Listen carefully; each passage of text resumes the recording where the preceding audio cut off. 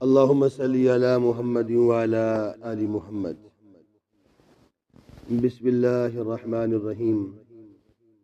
عن أبي هريرة رضي الله تعالى عنه عن النبي صلى الله عليه وسلم قال: الإيمان بضع وسبعون أو بضع وستون شعبة فأفضلها قول لا إله إلا الله وأدناها إماتة الأذى عن الطريق والحياء شعبة من الإيمان. متفق علیہ.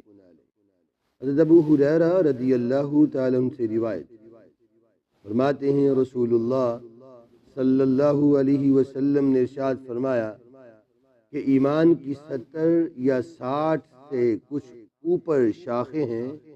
ان میں سب سے افضل لا الہ الا اللہ کہنا اور سب سے ادنا راستے سے تکلیف دہ چیز یعنی پتھر وغیرہ کا ہٹانا، اور حیا بھی ایمان کی شاخ ہی ہے. اس حدیث میں ایمان کے عمل کے حساب سے مختلف مراتب بتائے گئے.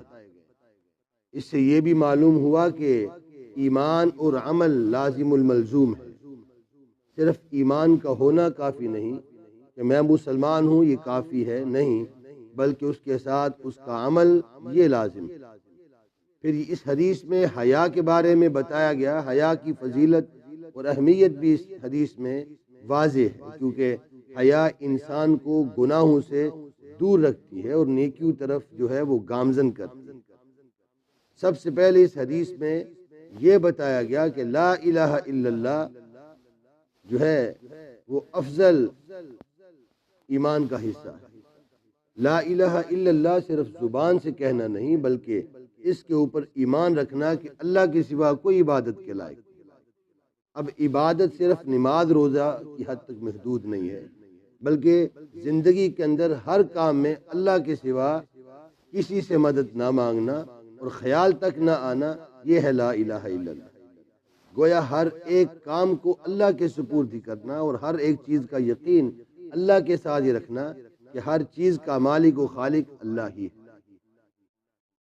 لا الہ الا اللہ پڑھ لینے کے بعد آدمی کا ایمان جو ہے وہ مضبوط ہونا چاہیے، نہ کہ کمزور. ہر کام میں اللہ سے ہی مدد مانگنا یہ اس بات کی نشانی ہے کہ اس شخص نے لا الہ الا اللہ کے اوپر یقین کر لیا.